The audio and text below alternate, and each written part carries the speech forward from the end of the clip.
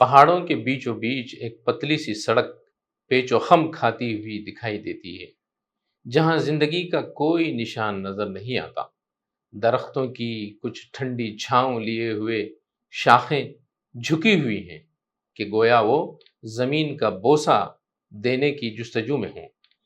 چند ہی 100 گز کے فاصلے پر ایک گوشہ خاموش واقع ہے۔ اس مکان کے احاطے میں ایک بڑا شامیانہ نصب ہے، جہاں مہمانان تعزیت اور سوگواروں کا ایک تانتا بندھا ہوا ہے۔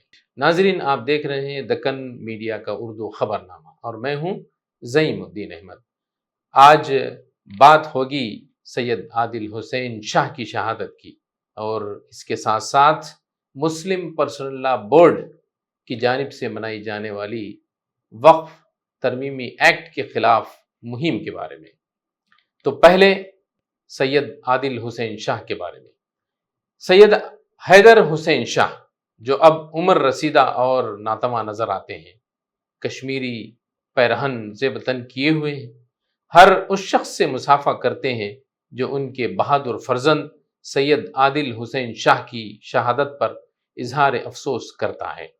عادل شاہ نے 22 اپریل کو پہلگام کے بیسرن علاقے میں ہونے والے دہشت گردانہ حملے کے دوران سیاحوں کی حفاظت کرتے ہوئے اپنی جان کا نذرانہ پیش کیا۔ اس المناک واقعے میں 26 افراد، جن میں اکثر سیاح تھے، ہلاک ہو گئے۔ واقعے کے روز عادل، جو ایک خچر چلانے والا تھا، سیاحوں کے ایک قافلے کے ہمراہ دہشت گردوں کے اندھا دھن گولی باری کا شکار ہو گیا۔ جب حملہ سیاحوں پر لپکے تو عادل نے اپنی جان کی پرواہ کیے بغیر سینہ تان کر ان کے آگے دیوار بن کر کھڑا ہو گیا۔ اس نے ایک حملہ آور کا اسلحہ چھیننے کی کوشش کی تاکہ اپنے مہمانوں کی جان بچا سکے، مگر ایک سنگ دل دہشت گرد نے اس کی گردن پر گولی مار دی۔ تاہم وہ شہادت کے مرتبے پر فائز ہو کر تاریخ کے اوراق میں امر ہو گیا۔ حیدر شاہ نے آپ دیدہ آنکھوں کے ساتھ کہا، عادل نے دہشت گردوں سے مقابلہ کیا اور انہیں ٹوکا کہ معصوموں پر گولیاں کیوں چلا رہے ہو۔ اس نے انہیں باور کرایا کہ یہ لوگ ہمارے مہمان ہیں اور بے گناہ ہیں۔ غم سے نڈھال آنکھوں میں فخر کی چمک لیے حیدر بولے، میرے بیٹے نے مہمانوں کی جان بچانے اور کشمیری تہذیب کی عزت قائم رکھنے کے لیے اپنی جان دے دی۔ اس کی جرأت نے دنیا کو دکھا دیا کہ ہم اصل میں کون ہیں۔ عادل کی داستان تنہا نہیں، اس کے چچا زاد بھائی نے بھی اسی حملے کے دوران سیاحوں کی جان بچانے میں نمایاں کردار ادا کیا۔ اس نے سیاحوں کو اپنی پشت پر اٹھا کر گولیوں کی زد سے بچایا۔ یہ دونوں کزنوں کی کہانی اصل کشمیر کی کہانی ہے، وہ کشمیر جو اپنی مہمان نوازی اور گرم جوشی کے لیے جانا جاتا ہے۔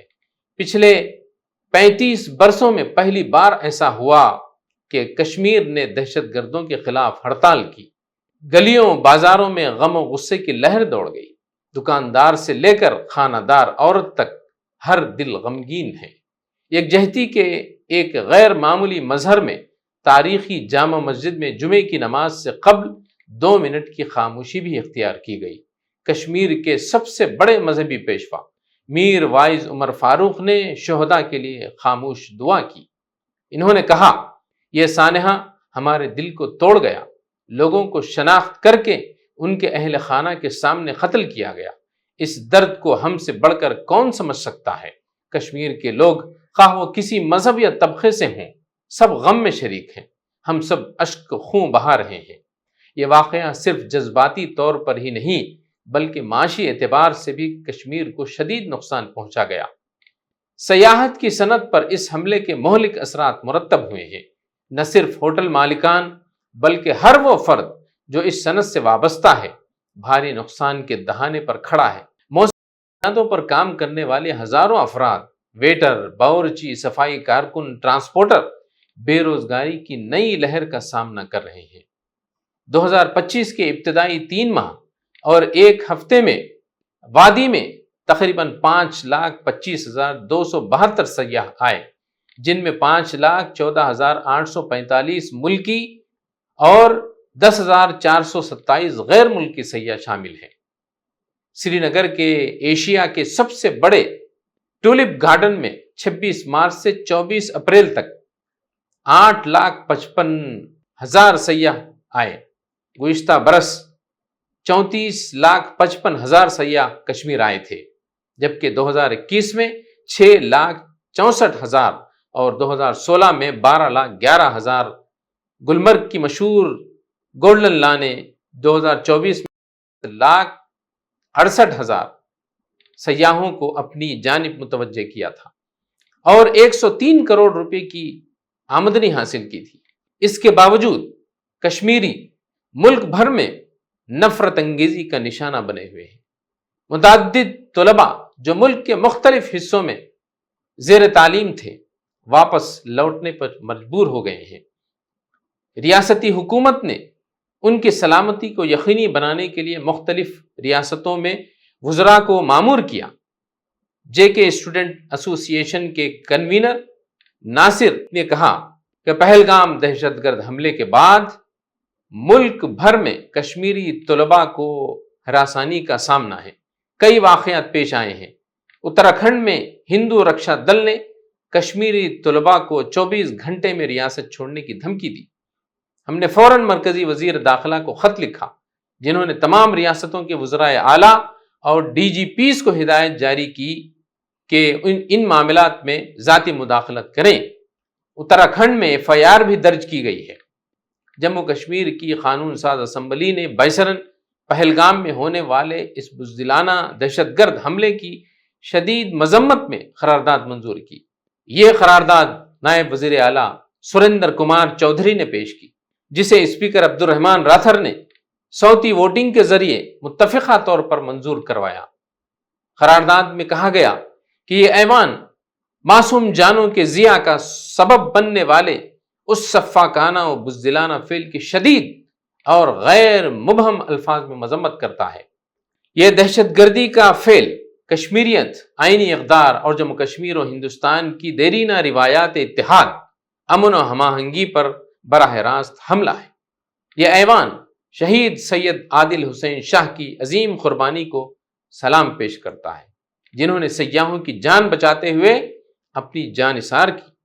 ان کی شجاعت اور بے غرضی کشمیر کے حقیقی جذبے کی مظہر ہے اور آئندہ نسلوں کے لیے ایک روشن مثال بنے گی۔ یہ ایوان جموں کشمیر کے عوام کی غیر معمولی اتحاد، رحم دلی اور حوصلہ مندی کی داد دیتا ہے، جو اس حملے کے بعد پرامن مظاہروں، اخلاقی و مالی امداد اور قانون کی پاسداری کے ذریعے سامنے آئی ہے۔ یہ ایوان تمام ریاستی و مرکزی حکومتوں سے اپیل کرتا ہے کہ وہ ملک بھر میں کشمیری طلباء اور شہریوں کی سلامتی، عزت و وقار اور بہبود کو یقینی بنائیں اور ہراسانی، امتیاز یا دھمکی کے کسی بھی واقعے کو فوری روکا جائے۔ ناظرین، اب چلتے ہیں دوسری خبر کی طرف۔ وقف ترمیمی قانون کے خلاف آج بتی گل کا پروگرام رکھا گیا ہے۔ آئیے اس کے مقاصد اور اس کا پس منظر پر ایک نظر ڈالتے ہیں۔ آل انڈیا مسلم پرسنل لا بورڈ کی جانب سے وقف ترمیمی قانون کے خلاف اعلان کردہ احتجاجی مہم کے تحت آج یعنی 23 اپریل کو ملک بھر میں بتی گل پروگرام منایا جا رہا ہے۔ اس علامتی احتجاج کے تحت عوام سے اپیل کی گئی ہے کہ وہ رات 9 بجے سے 9:15 بجے تک یعنی 15 منٹ کے لیے اپنے گھروں، دفاتر اور دکانوں کی بجلی بند رکھیں تاکہ پرامن اور متحد انداز میں اس قانون کے خلاف اپنی رائے ظاہر کی جا سکے۔ بورڈ کے مطابق اس احتجاج کا مقصد حکومت کو یہ پیغام دینا ہے کہ ایک بڑی تعداد اس ترمیمی قانون کو غیر منصفانہ اور سمجھتی ہے۔ اس طریقے سے نہ صرف عوامی شراکت آسان ہو جاتی ہے بلکہ میڈیا اور پالیسی ساز اداروں کی توجہ بھی اس اہم مسئلے کی طرف مبذول ہوتی ہے۔ احتجاجی پروگرام پر بعض حلقوں کی طرف سے اعتراضات بھی سامنے آئے ہیں، جن میں اسے کرونا دور کی تالی تھالی مہم سے تشبیہ دی گئی ہے۔ اس کا جواب دیتے ہوئے مہم کے حامیوں نے واضح کیا ہے کہ بتی گل پروگرام ایک سنجیدہ، بامقصد اور علامتی احتجاج ہے جو کسی توہم پرستی یا رسمی عمل پر مبنی نہیں بلکہ عوامی شعور کی عکاسی کرتا ہے۔ بورڈ کے مطابق یہ احتجاج تنہا اقدامات نہیں بلکہ وسیع تر مہم کا ایک جز ہے، جس میں ریلیاں، جلسے اور قانونی اقدامات شامل ہیں۔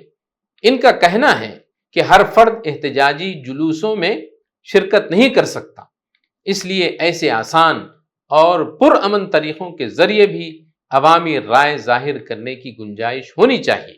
مہم کے حامیوں نے زور دیا کہ احتجاجی حکمت عملیوں پر بحث کی گنجائش ضرور ہے، لیکن اجتماعی کوششوں میں رخ نہ ڈالنے والی بے موقع تنقید سے اجتناب کرنا چاہیے۔ ان کا کہنا تھا کہ ایسے نازک مواقع پر اتحاد اور یکجہتی ہی سب سے بڑی ضرورت ہوتی ہے۔ تو ناظرین، فی الحال اتنا ہی۔ ہمارے دکن میڈیا کے اس اردو خبر نامے پر اپنی رائے اور تبصرے ضرور کریں۔ ہمارے چینل کو لائک کریں، سبسکرائب کریں اور شیئر کرنا نہ بھولیں۔